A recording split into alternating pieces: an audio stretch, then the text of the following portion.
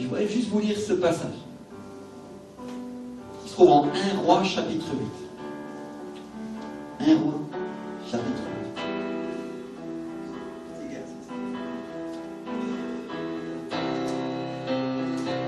1 Roi chapitre 8. C'est le moment où le roi Salomon construit le temple à Dieu. Et c'est le moment où il va le dédier. On va lire ensemble. Alors le roi Salomon assembla près de lui à Jérusalem les anciens d'Israël et tous les chefs des tribus, les chefs de famille des enfants d'Israël, pour transporter de la cité de David et Sion l'arche d'alliance de l'Éternel. Dites avec moi, l'arche d'alliance. Qu'est-ce qu'il a transporté? L'arche d'alliance. Qu'est-ce qu'il y a dans l'arche d'alliance? La présence du Saint-Esprit. Alléluia. Tous les hommes d'Israël se réunirent auprès du roi Salomon au mois d'Étanim, qui est le 7e mois pendant la fête. Lorsque tous les anciens d'Israël furent arrivés, les sacrificateurs portèrent l'arche. Ils transportèrent l'arche de l'Éternel, la tente d'assignation et tous les ustensiles sacrés qui étaient dans la tente. Ce furent les sacrificateurs et les Lévites qui les transportèrent. Alléluia. Qui est-ce qui transporte la tente? Qui est-ce qui transporte les ustensiles? Les sacrificateurs. Est-ce que nous ne sommes pas les réels sacerdotes et les sacrificateurs pour Dieu notre Père, dit la parole de Dieu? Vous comprenez, l'Ancien Testament, l'image des choses à venir, l'image des choses qui sont aujourd'hui. À qui c'est de transporter la tente? À toi, mon frère, à toi, ma soeur. Le roi Salomon et toute l'assemblée d'Israël, convoquée auprès de lui, se tinrent devant l'arche. Où est-ce qu'ils se sont tenus? Devant l'arche d'alliance, dans la présence du Saint-Esprit, dans la présence du Dieu très saint. Alléluia.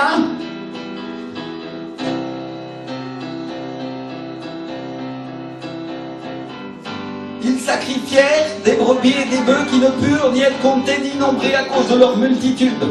Qu'est-ce qu'ils font les sacrificateurs dans la présence de Dieu, dans la présence de l'Esprit du Seigneur? Les sacrifices. Alléluia, sacrificateur, ça veut dire sacrifice.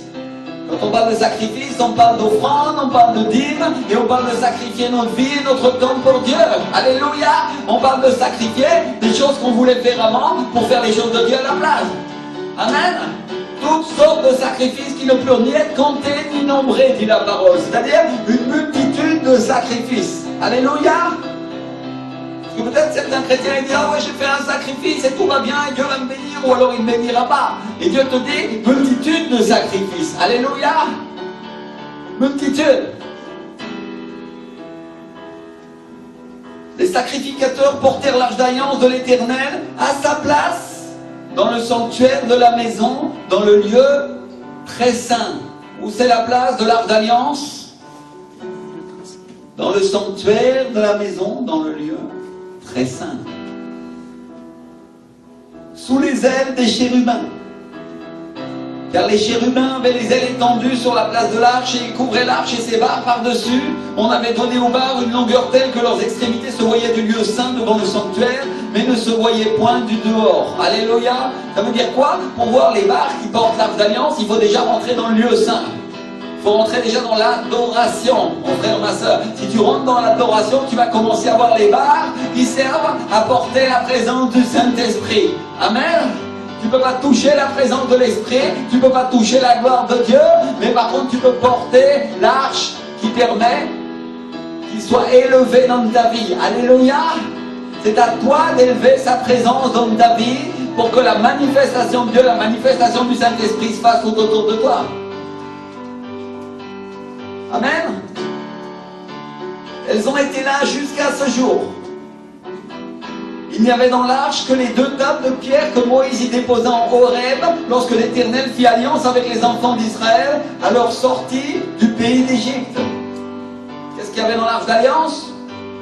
Les tables de la loi. Dites avec moi les tables. Alléluia.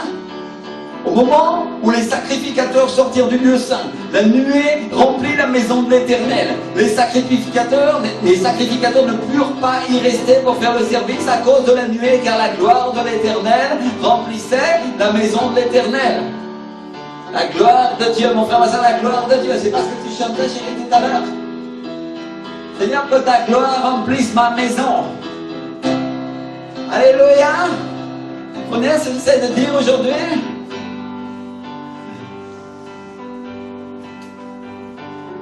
Et frères et sœurs, l'autre jour, j'étais en train de jeûner et de prier cette semaine. Je faisais des recherches dans la parole de Dieu. Et je lisais ce passage justement. Il disait que les sacrificateurs ne pouvaient pas se tenir dans la maison pour faire le service à cause de la nuée, à cause de la présence du Saint-Esprit dans la maison. Alléluia. Parce que la gloire de l'Éternel remplissait la maison. C'est ça que Dieu nous dit, maison de David, maison de... Si tu construis ta maison sur le rocher qu'est Jésus-Christ, nous sommes la maison, nous sommes cette tente, mes frères et sœurs, dans lesquelles l'Arche d'Alliance vient être placée dans son intérieur, dans un lieu secret qui s'appelle le lieu très saint. Et donc j'étais en train de me dire dans mon cœur, j'étais en train de me poser cette question. Dans mon cœur. J'étais même pas en train de le dire, j'étais pas en train de l'exprimer devant Dieu. Mais à l'intérieur de mon cœur, il y avait comme une question. Comment ça marche? Comment ça marche, Seigneur? Alléluia. Comment tu fais qu'un être humain peut vivre ça? Comment tu peux faire que la nuée de Dieu envahisse le temple? Comment tu peux faire pour qu'elle envahisse sa vie comme je suis en train de lire dans ce passage? Alléluia. Il y avait cette question à l'intérieur. Si Jésus nous dit qu'on est le temple du Saint-Esprit et des sacrificateurs pour Dieu son Père, qu'est-ce qu'il peut faire qu'on soit rempli, ou que notre vie soit remplie comme on est en train de le lire dans ce passage? Et le Seigneur, il m'a rappelé qu'il y avait ces trois parties dans le temple, n'est-ce pas? Trois parties dans la tente de la rencontre. Le parvis extérieur, l'endroit où on chante, on fait du bruit, on fait toutes ces choses-là. Le lieu où on loue Dieu. Et le lieu saint, qui est un lieu où on adore. C'est un lieu d'adoration. Alléluia. On était en train de faire quoi tout à l'heure? On était en train d'adorer, mes frères et sœurs. Et la Bible nous dit en esprit et en vérité. Vous avez vu qu'il y a des paroles qui commencent à sortir comme ça. Tu peux adorer avec des paroles déjà toutes faites de chansons qui ont été inspirées par Dieu. Et après, il y a un moment où il va y avoir une fluidité et Dieu va commencer à faire comme il veut. Alléluia. Tu ne peux pas produire ces choses-là. La seule chose que tu peux faire, t'accrocher au fil conducteur du Saint-Esprit et le suivre à lui. Amen. Alléluia, c'est ce que Dieu vient nous apprendre aujourd'hui dans cette église. Entre autres. Il y a un lieu très saint. Dites avec moi un lieu très saint. Il y a un lieu de suprême intimité. Dites avec moi suprême intimité. Alléluia. Ça, c'est un endroit que la Bible appelle aussi le secret. C'est l'endroit où Dieu avait demandé qu'on place l'arche d'alliance qui se tenait, où se tenait la présence du Saint-Esprit. Vous savez, mon frère, ma soeur, c'est dans le secret de ton cœur, c'est dans cet endroit caché que le Saint-Esprit habite. C'est pour ça que Dieu a dit, garde ton cœur plus que toute autre chose, parce que de lui viennent les sources de la vie, parce que c'est là que le Saint-Esprit habite. Qui est la source? Qui est le fleuve qui coule d'en haut de la Nouvelle Jérusalem? C'est l'Esprit du Seigneur, n'est-ce pas? Garde ton cœur, parce que dans ton cœur vont couler les sources de la vie qui viennent de l'Esprit du Seigneur qui vient en toi. Il est la source. Et on a vu et on dit à chaque fois ici que l'Ancien Testament c'est l'ombre des choses à venir, c'est une image des choses qui vont se produire. Une image des choses célestes, non? Une image des choses qui sont en haut. Or la Bible nous dit que Dieu n'habite pas dans un temple fait de main d'homme. Mais il ne vit pas dans un temple qui est fait de briques et de pierres. Et il le dit au travers de Salomon, qui au moment où il construit ce temple, qui est le plus beau temple qui ait jamais été fait pour Dieu. C'est avec moi le plus beau temple, le plus merveilleux, le plus magnifique, le plus cher. Salomon dit cela, inspiré par le Saint-Esprit, il dit, Dieu habiterait-il véritablement sur la terre? Voici les cieux des cieux ne peuvent le contenir, combien moins cette maison que j'ai bâtie. Oui, Seigneur. C'est-à-dire, il reconnaît que Dieu ne peut pas habiter seulement dans la maison, seulement dans le temple qu'il a construit, et que Dieu est partout, en tout lieu, en tout endroit, et qu'il remplit l'univers, et qu'il va lui faire la grâce de venir vivre dans la maison qu'il a construite. Frère, ma soeur, Dieu te fait la grâce de venir vivre dans ta maison, une maison qu'il a construite lui-même. Alléluia. Étienne, l'évangéliste, nous confirme ces choses dans le livre des Actes. Il nous confirme en disant, mais le Très-Haut n'habite pas dans ce qui est fait de main d'homme. C'est Actes, chapitre 7, verset 48. Et il cite le prophète Ésaïe en disant, le ciel est mon trône et la terre mon marchepied, quelle maison me bâtirez-vous, dit le Seigneur, ou quel sera le lieu de mon repos. Ésaïe 66, verset 1. Alléluia. Dis-moi, quel sera le lieu où le Saint-Esprit va se reposer? Quel sera le lieu où Dieu va se reposer? Quel est le lieu où Dieu va faire reposer sa gloire?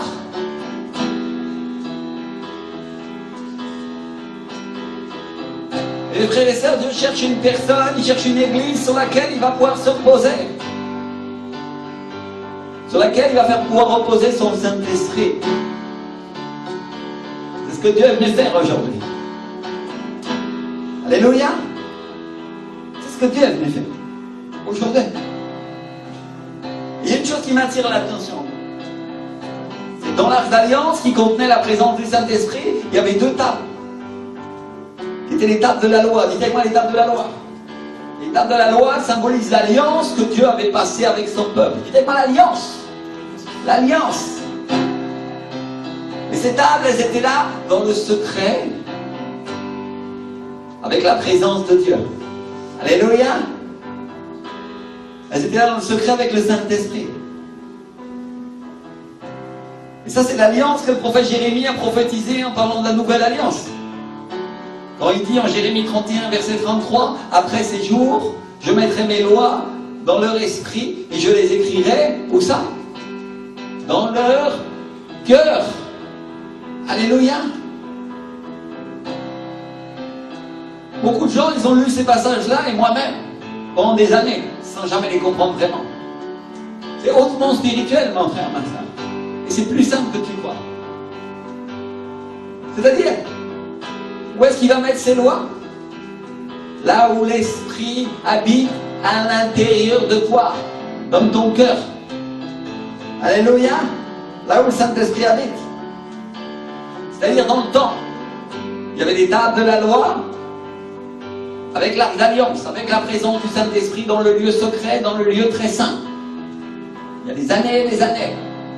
Une image des choses à venir. Alléluia. Et aujourd'hui, où doivent se trouver les lois?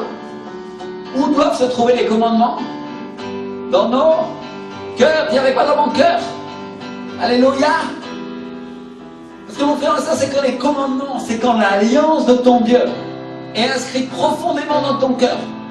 C'est quand tu prends plaisir à sa parole et que tu fais le service, que tu adores Dieu, que la maison, que toute ta vie est inondée par la gloire de Dieu.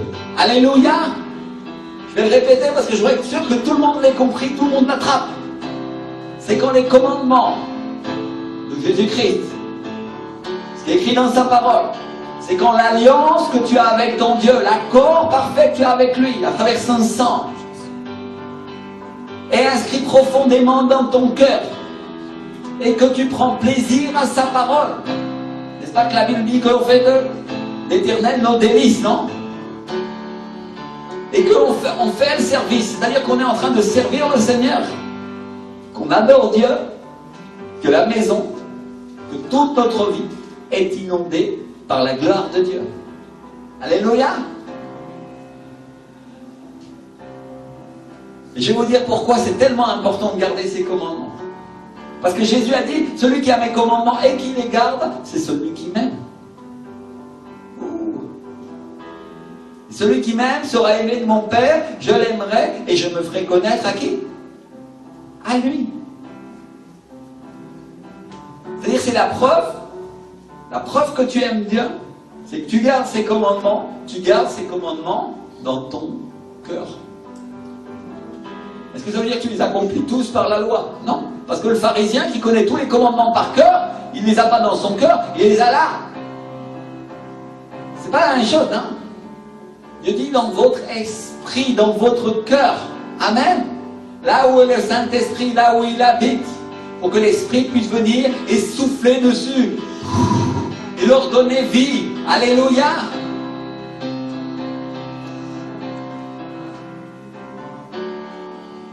Donc garder les commandements, c'est aimer Jésus parce qu'il est lui-même la parole, il est lui-même ses commandements. Donc à l'époque, celui qui portait la loi, mais aujourd'hui, celui qui porte la grâce. Celui qui a la grâce de Dieu, chevillé au cœur. Alléluia.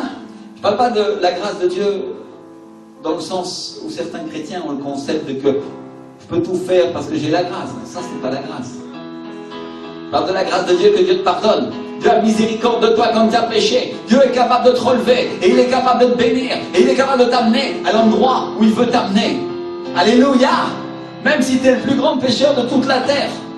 Même Ponce Pilate aurait pu être sauvé et être amené à Jésus. Alléluia. Certains disent qu'il l'a été à la fin. Mon frère, ma soeur. Moi, je ne sais pas, mais Dieu sait.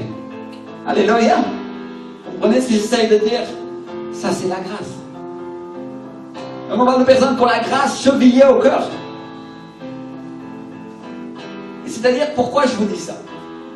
Parce que plus tu laisses de place dans ton cœur au Seigneur, et plus il va en prendre. Alléluia. Plus il va en prendre. Parce que qui est-ce qui révèle la grâce? C'est le Saint-Esprit qui habite en nous. Et plus tu lui laisses la place, plus il en prendra dans ta vie. Amen. Qu'est-ce qu'il dit Amen? C'est moi la grâce de Dieu. La grâce de Dieu dans ma vie. Et quand Dieu me montrait ce passage, j'ai eu une vision. Et je voyais un homme avec les tables de la loi à l'intérieur du cœur. Et quand elles y étaient, je voyais la nuée. Je voyais l'Esprit envahir tout son corps. Je voyais le Saint-Esprit envahir toute sa vie. Je voyais l'Esprit du Seigneur souffler. Et la nuée envahissait toute sa vie. Alléluia. Pendant que je lisais ce passage. Tout ça, ça s'est passé en 1 seconde et demie. Dieu m'a parlé, je lisais, j'ai eu la révélation. Dieu m'a montré toutes ces choses-là. Et il m'a fait comprendre ces concepts-là. Alléluia. Et après, j'ai travaillé pour essayer de vous les expliquer. Parce que quand tu as la révélation de Dieu, ça ne prend pas longtemps. L'Esprit vient et tu comprends instantanément. Et le problème après, c'est d'arriver à l'expliquer. Alléluia. Heureusement, il y a le ministère. Il y a l'onction que Dieu nous a donnée pour ça, pour enseigner la parole. Et regardez ce que dit la parole de Dieu. Au moment où les sacrificateurs sortirent du lieu saint, la nuée remplit la maison de l'Éternel. Les sacrificateurs ne purent pas y rester pour faire le service à cause de la nuée, car la gloire de l'Éternel remplissait la maison de l'Éternel. Alléluia. C'est-à-dire au moment où ils sortent de cet endroit spirituel où se trouve le Seigneur, au moment où ils sortent de l'adoration, le Saint-Esprit s'empare du service, et plus personne, plus aucun sacrificateur peut faire le service, parce que la présence de Dieu envahit tout. Alléluia. Mon frère, ma soeur, c'est le but du culte. C'est le but du culte. Que l'Esprit du Seigneur s'empare de la réunion. Et là, il commence une réunion, un service de miracle comme il n'y en avait jamais eu auparavant. Parce qu'à ce moment-là, le Saint-Esprit fait tout. Dites avec moi, il fait tout. Alléluia. C'est-à-dire, jusqu'à ce moment-là, les sacrificateurs, ils avaient un plan de culte. Ils avaient un plan de dédicace pour le temple de Salomon. Mais là, Dieu, le Saint-Esprit rentre dans la maison et il commence à diriger le culte. Il commence à diriger l'Église. Alléluia. Je fais une image, je fais un son en avance, c'est une image des choses à venir. Il commence à diriger ta vie. Parce que tu commences à faire ce que Dieu te dit de faire. Parce que tu commences à adorer. Tu commences à servir Dieu. Tu commences à le chercher dans l'adoration. Tu commences à chercher sa présence. Qu'est-ce qui se passe à ce moment-là? L'Esprit du Seigneur rentre dans la maison et il envahit ta vie. Alléluia. Au titre corporatif, il envahit l'Église.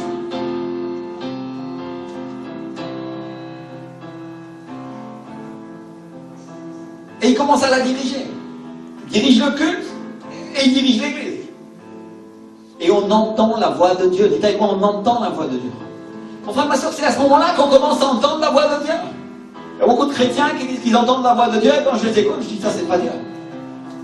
Mais mon frère, ma soeur, quand tu es dans l'adoration, quand tu es dans la présence de Dieu, la voix du Saint-Esprit va se faire révéler à toi et tu vas commencer à la connaître. Alléluia! Parce que c'est dans ces moments-là que Dieu commence à te parler. Certains ils vont me dire, oui, pasteur, Dieu me parle à d'autres moments. Oui, c'est vrai. Gloire à Dieu. Mais c'est dans ces moments-là où tu apprends à connaître qui il est. Amen. Faut pas te tromper. Et Salomon a une conversation avec Dieu.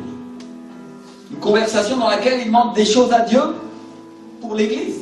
Des choses pour le temple. Hier c'était un temple, aujourd'hui c'est une église, non? Des fois je fais des sauts comme ça. Pour qu'on comprenne maintenant. Alléluia! Et il dit, Seigneur, que tes yeux soient nuit et jour ouverts sur ce temple, qu'ils soient ouverts jour et nuit sur cette maison.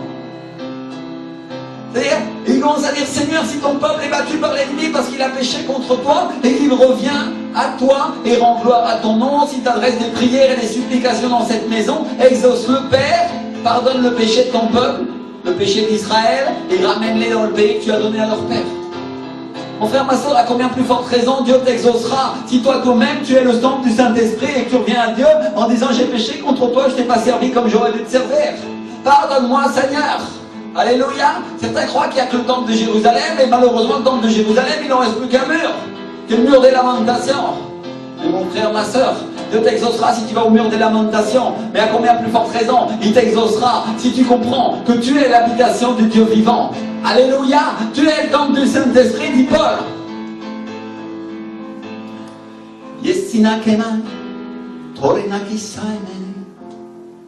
Seigneur, je t'adore, je te glorifie. Si précieusement Dieu, si merveilleux. Oh, Jésus. Il n'est que ça. Vois tes signes, vois tes miracles, Seigneur. Vois ta présence en moi. Verse ton esprit sur moi. Oh, verse-toi. Verse-toi sur moi. Tout le monde prie, tout le monde prie, tout le monde prie. Présence de Dieu. Il y a que ça, des mané. Orina qui chante, il y a que ça, des méria. Vois tes signes, vois tes miracles. Oh, pendant que je t'alloue, je t'adore, Seigneur. Je te loue, je t'adore. Il est que ça, des mané. Orina cassina, ni maine, messi. Il est soli carina, shikarabai, shikali, marisan, il veut le connaître mané. Alors ça y est, une présence de Dieu très forte, très forte. Ça n'est qu'on les mané, maïcha. Il est soli mané, il est sali mané. Lève tes mains un instant, dis-lui Seigneur, remplis-moi.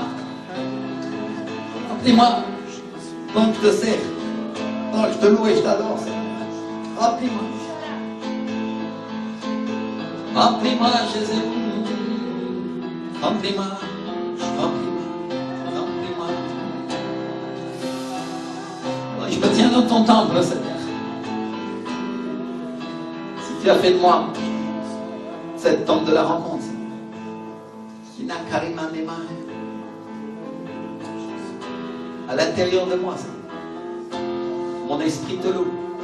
Mon esprit t'adore. Orena kamai. Et na kisande les mains des sons. Cher Saint-Esprit, cher Saint-Esprit. Akarina kamai. Shina koreba yamasi. Et qui sont des mains. Orema yamasi. Oh. Dans l'intimité. Oh, tu es seul avec lui. Et on peut être tous ensemble, chacun seul avec lui.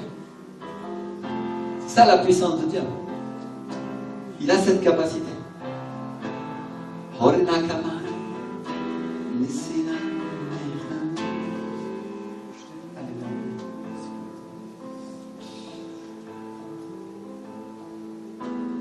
Et donc on parle de promesses qui sont toujours valables aujourd'hui. On parle de promesses inspirées par le Saint-Esprit, qui va faire que Dieu va sauver le peuple juif à la fin. On parle de promesses qui tombent sur la maison de David, et qui font que toi et moi, parce qu'on est des fils et des filles de Dieu, par l'Esprit, on est la faveur de Dieu. Avec ma faveur de Dieu. Faveur de Dieu. Donc on parle de demande que le fils de David, qui représente Jésus à ce moment-là, adresse au Père des milliers d'années avant nous. Et ça, c'est ce qui se passe quand un culte, ça, c'est ce qui se passe quand une personne est dirigée par l'Esprit. Le Saint-Esprit tombe sur lui, s'empare de lui et commence à diriger le culte. Il fait ça comme il va. Alléluia. Comme s'il était au ciel. Comme si on était en haut. Merci Seigneur.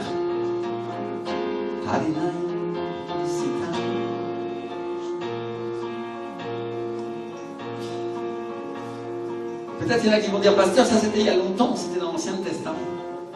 Mais moi je voudrais vous dire aujourd'hui que pas du tout. Parce que des milliers d'années après ça, des milliers d'années après, Jésus a été crucifié.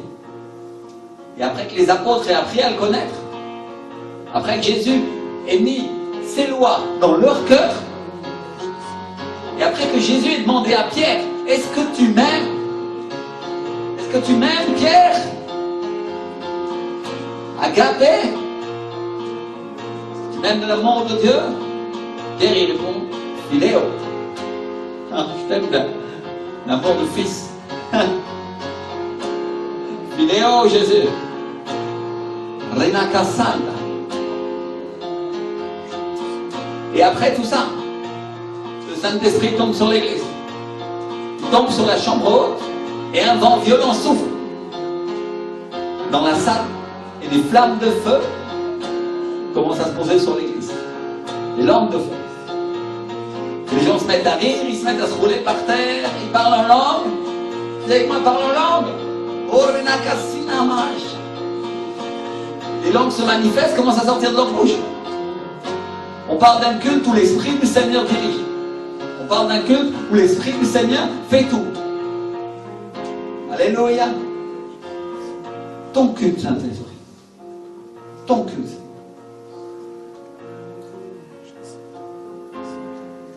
Alors on va se lever. Et on va dire, Seigneur, ton culte. Ta manière de faire. Ton esprit. Ta présence sur moi. Oui.